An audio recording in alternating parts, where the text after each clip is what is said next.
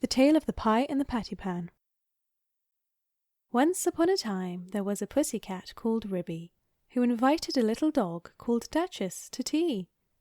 "Come in good time, my dear Duchess," said Ribby's letter, "and we will have something so very nice. I am baking it in a pie dish with a pink rim. You never tasted anything so good, and you shall eat it all." "I will eat muffins, my dear Duchess," wrote Ribby. Duchess read the letter and wrote an answer. "I will come with much pleasure at 4:15. But it is very strange. I was just going to invite you to come here to supper, my dear Ribby, to eat something most delicious." "I will come very punctually, my dear Ribby," wrote Duchess. And then at the end she added, "I hope it isn't Mouse." And then she thought that did not look quite polite, so she scratched out "isn't Mouse" and changed it to "I hope it will be fine," and she gave her letter to the postman.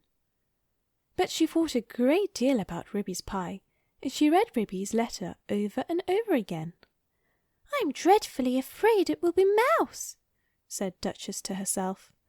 "I really couldn't eat mouse pie, and I shall have to eat it, because it's a party, and my pie was going to be veal and ham, a pink and white pie dish, and so is mine, just like Ribby's dishes. They were both bought at Tabitha Twitchit's." Duchess went into her larder and took the pie off a shelf and looked at it. "It is all ready to put into the oven.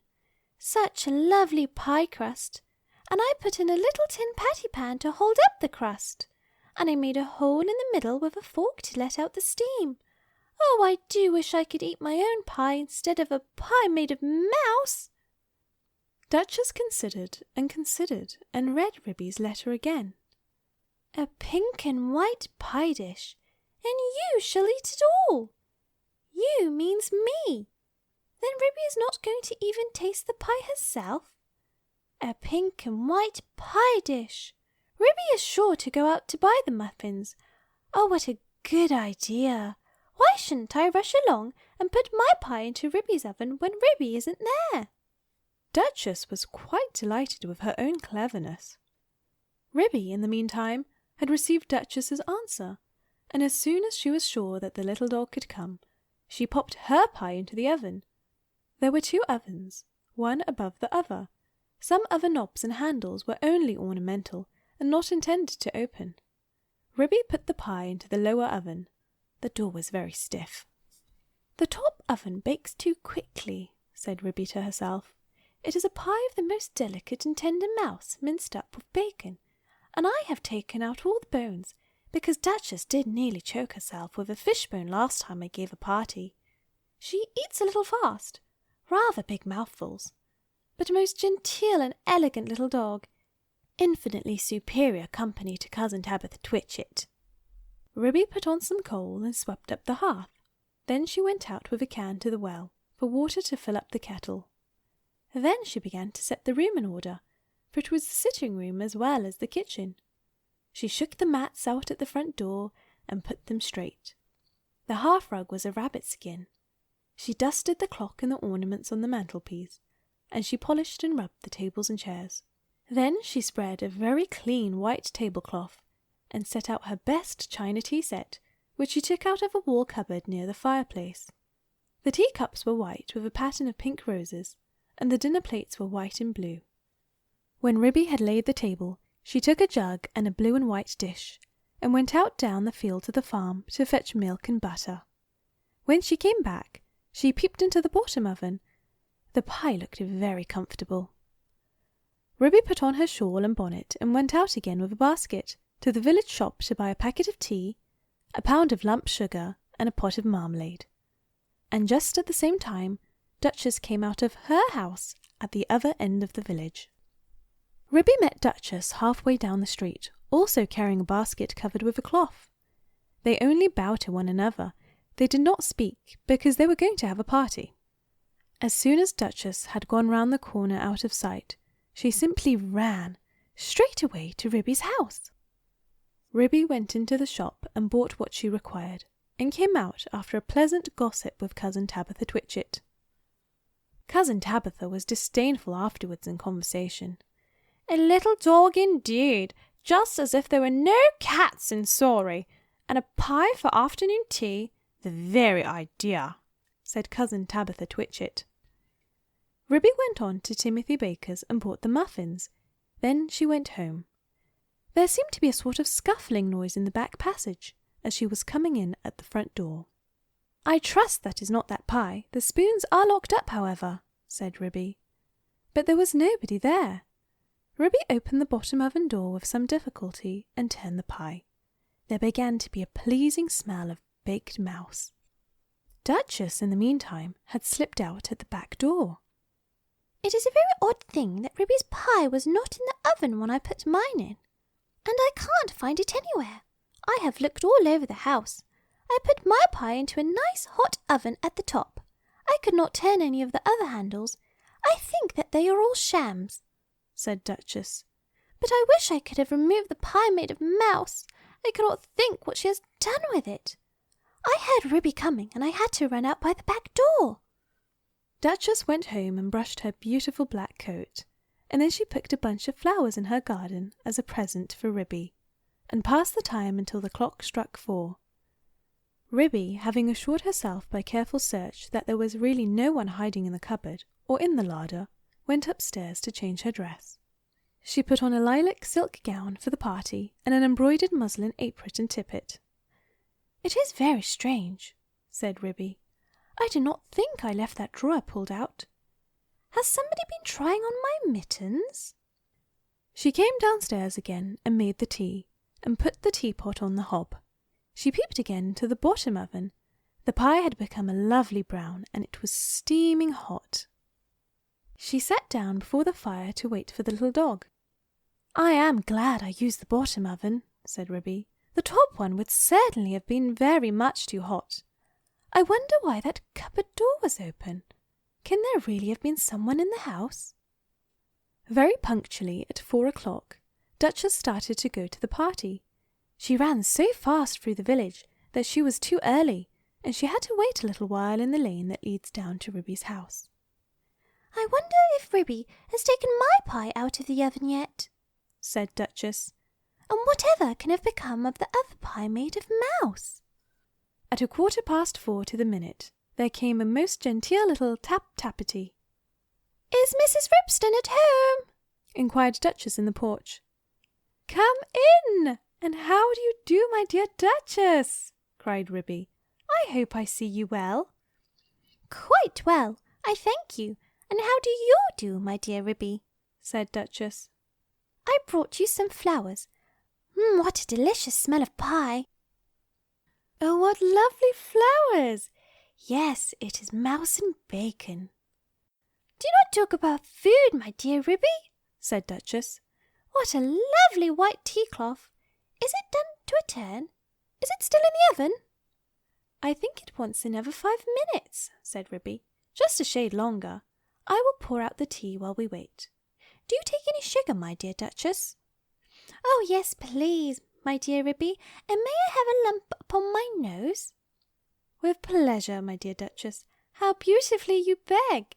Oh, how sweetly pretty!" Duchess sat up with the sugar on her nose and sniffled. "How good that pie smells! I do love veal and ham. I mean to say, mouse and bacon." She dropped the sugar in confusion and had to go hunting under the tea table, so did not see which oven Ribby opened in order to get out the pie. Ribby set the pie upon the table. There was a very savoury smell. Duchess came out from under the tablecloth munching sugar and sat upon a chair. "I will first cut the pie for you. I'm going to have muffin and marmalade," said Ribby. "Do you really prefer muffin? Mind the patty pan." "I beg your pardon," said Ribby. "May I pass you the marmalade?" said Duchess hurriedly. The pie proved extremely toothsome, and the muffins light and hot. They disappeared rapidly, especially the pie. "I think," thought the Duchess to herself, "I think it would be wiser if I helped myself to pie, though Ribby did not seem to notice anything when she was cutting it. What very small fine pieces it is cooked into! I do not remember that I had minced it up so fine. I suppose this is a quicker oven than my own." "How fast Duchess is eating," thought Ribby to herself, as she buttered her 5th muffin. The pie dish was emptying rapidly. Duchess had had 4 helps already and was fumbling with the spoon. "A little more bacon, my dear Duchess," said Ribby. "Thank you, my dear Ribby. I was only feeling for the patty pan." "The patty pan, my dear Duchess?" "The patty pan that held up the pie crust," said Duchess, blushing under her black coat. "Oh, I didn't put one in, my dear Duchess," said Ribby. "I don't think that is necessary in pies made of mouse." Duchess fumbled with the spoon. "I can't find it," she said anxiously. "There isn't a patty pan," said Ribby, looking perplexed. "Yes, indeed, my dear Ribby. Where can it have gone to?" said Duchess. "There most certainly is not one, my dear Duchess. I disapprove of tin articles in puddings and pies. It is most undesirable, especially when people swallow in lumps," she added in a lower voice. Duchess looked very much alarmed and continued to scoop the inside of the pie dish. "My great-aunt Squintina, grandmother of cousin Tabitha Twitchit, died of a thimble in a Christmas plum pudding. I never put any article of metal in my puddings or pies." Duchess looked aghast and tilted up the pie dish. "I only have 4 patty pans, and they are all in the cupboard." Duchess set up a howl. "I shall die! I shall die! I have swallowed a patty pan! Oh, my dear Ribby, I do feel so ill!" "It is impossible, my dear Duchess. There was not a patty pan." Duchess moaned and whined and rocked herself about. "Oh, I feel so dreadful! I have swallowed a patty pan!" "There was nothing in the pie," said Ribby severely. "Yes, there was, my dear Ribby. I am sure I have swallowed it." "Let me prop you up with a pillow, my dear Duchess. Where do you think you feel it?" "Oh, I do feel so ill all over me, my dear Ribby. I have swallowed a large tin patty pan with a sharp scalloped edge." "Shall I run for the doctor? I will just lock up the spoons." "Oh, yes, yes. Fetch Dr. Maggotty, my dear Ribby. He is a pie himself. He will certainly understand." Ribby settled Duchess in an armchair before the fire and went out and hurried to the village to look for the doctor. She found him at the smithy. He was occupied in putting rusty nails into a bottle of ink, which he had obtained at the post office. "Gammon? Ha? Ha?" said he, with his head on one side. Ribby explained that her guest had swallowed a patty pan. "Spinach? Ha? Ha?" said he, and accompanied her with alacrity. He hopped so fast that Ribby had to run. It was most conspicuous. All the village could see that Ribby was fetching the doctor. "I knew they would overeat themselves," said cousin Tabitha Twitchit. But while Ribby had been hunting for the doctor, a curious thing had happened to Duchess, who had been left by herself, sitting before the fire, sighing and groaning and feeling very unhappy. "How could I have swallowed it? Such a large thing as a patty pan!"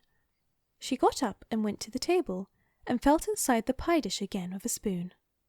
"No, there is no patty pan, and I put one in, and nobody has eaten pie except me, so I must have swallowed it." She sat down again and stared mournfully at the grate. The fire crackled and danced, and something sizzled. Duchess started. She opened the door of the top oven. Out came a rich, steamy flavour of veal and ham, and there stood a fine brown pie, and through a hole in the top of the pie crust there was a glimpse of a little tin patty pan. Duchess drew a long breath. "Then I must have been eating mouse! No wonder I feel ill. But perhaps I should feel worse if I had really swallowed a patty pan." Duchess reflected. "What a very awkward thing to have to explain to Ribby. I think I will put my pie in the backyard and say nothing about it. When I go home, I will run around and take it away." She put it outside the back door and sat down again by the fire and shut her eyes. When Ribby arrived with the doctor, she seemed fast asleep. "Gammon? Ha? Ha?" said the doctor. "I am feeling very much better," said Duchess, waking up with a jump. "I am truly glad to hear it. He has brought you a pill, my dear Duchess." "I think I should feel quite well if he only felt my pulse," said Duchess, backing away from the magpie, who sidled up with something in his beak. "It is only a bread pill. You had much better take it. Drink a little milk, my dear Duchess." "Gammon, gammon," said the doctor, while Duchess coughed and choked. "Don't say that again," said Ribby, losing her temper. "Here, take this bread and jam, and get out into the yard." "Gammon and spinach, ha, ha, ha!" shouted Dr. Maggotty triumphantly outside the back door. "I am feeling very much better, my dear Ribby," said Duchess. "Do you not think that I had better go home before it gets dark?"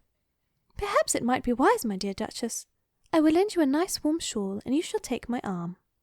"I would not trouble you for worlds. I feel wonderfully better. One pill of Dr. Maggotty." "Indeed, it is most admirable, if it has cured you of a patty-pan. I will call directly after breakfast to ask how you have slept."